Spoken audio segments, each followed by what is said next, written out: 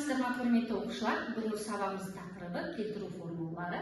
Сабағымыздың мақсаты келтіру формулаларды қорытып шығару және қолдану.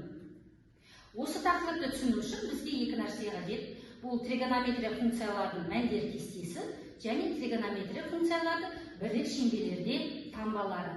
Енді осы таңбаларды есімізге түсірейік. Синус функцияның таңбалары бірлік шеңберінде бірінші және екінші ширекте 10 таңбалады, 3 пен 4 ширекте теріс таңбалады. Косинус функцияның таңбалары бірінші мен 4 ширекте 10 таңбалады, ал 2 мен 3 ширекте теріс таңбалады. Тангенс пен котангенс функцияларға таңбалары бірдей, бірінші мен 3 ширекте 10 таңбалады, және 2 мен 4 ширекте теріс таңбалады. Бірінші ереже, егер альфа бұрышы OX осіне ауытқитын болса, онда функция атауын өзгертпейді. Яғни, бізде OX осінде қандай радиандар беріп тұр? Пи және 2π бар, иә?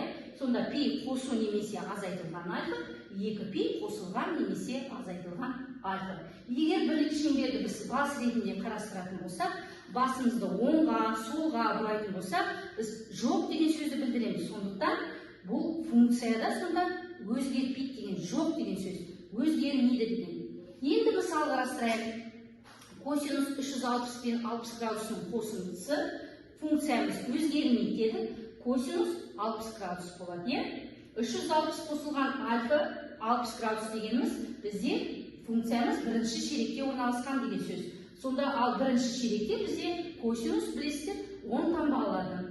Екінші мысал, синус 360 градус қосылған 30 градус, синус функция өзгермейді, бірінші ширекте синус 10 таңбалады, синус 30 градус болады. Үшінші мысал, тангенс қарастырайық. Тангенс 180 азайтылған 45 градус. 180 градус азайту альфа, сонда біздің функциямыз екінші ширекте орналасқан. А тангенс функцияның екінші ширектегі таңбасы теріс таңбаларын білеміз, және тангенс функциямыз өзгермейді. Сонда тангенс функцияның алдына теріс минус таңба қоямыз да, минус тангенс 45 градус жауап аламыз.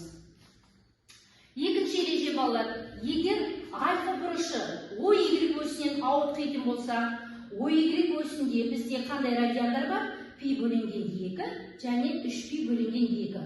Онда функция бұрыштың атауы келесідей өзгереді. Егер тағы да мына балалар бірлік шеңберді бас ретінде қарастыратын болсақ, біз басымызды төмен, жоғары көтеретін болсақ, я деген сөз келісеміз деген сияқты, я? Сонда біздің функциямыз өзгереді деген.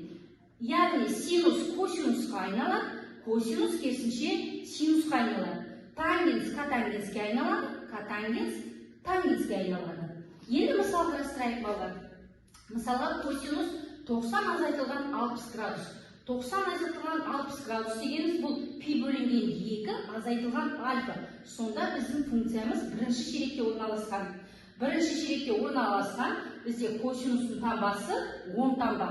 Сондықтан косинус біз айттық синусқа ауысады, жауабы синус 60 градус шығады.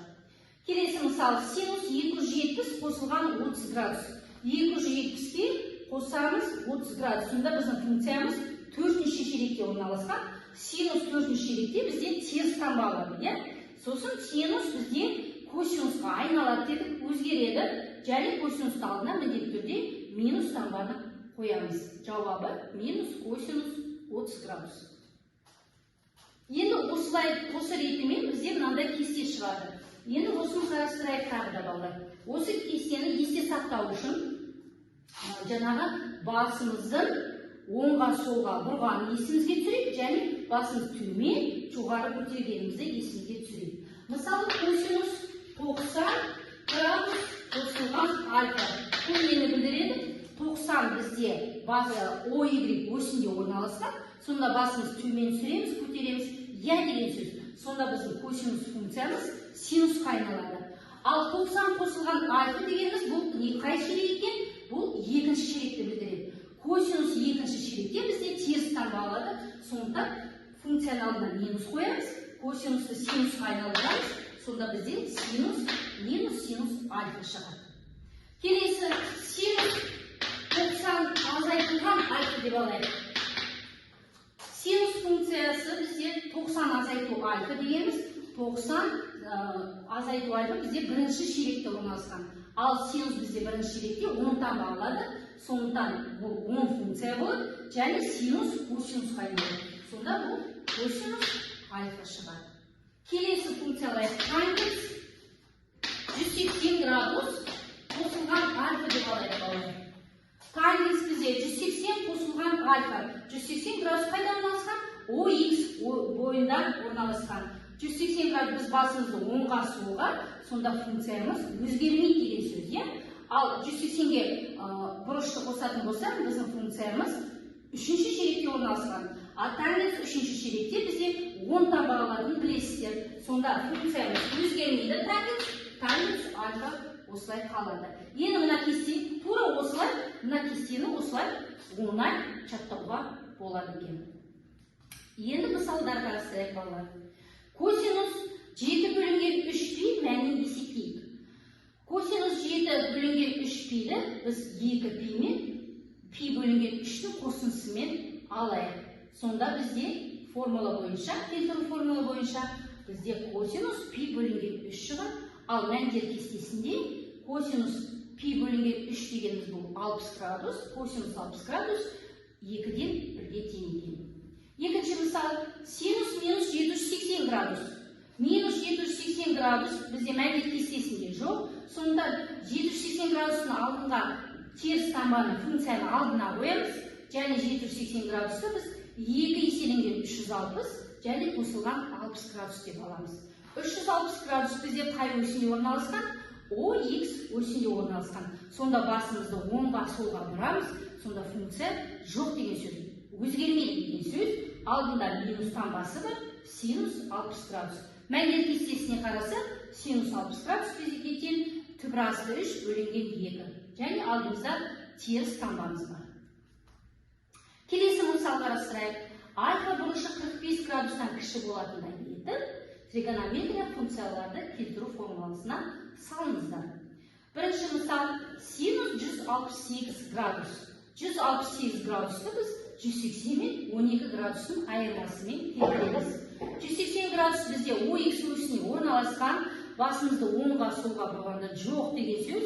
Сонда функциямыз ауыспайды, синус соға барады, синус 12 градус жауабы. Келесі функциямыз косинус 123 градус. 123 градусты біз 90 мен 33 градусының қосындысымен алайық. Сонда 90 градус тағы да бізде OX осіне орналасқан, сонда бізде функциямыз ауыспайды.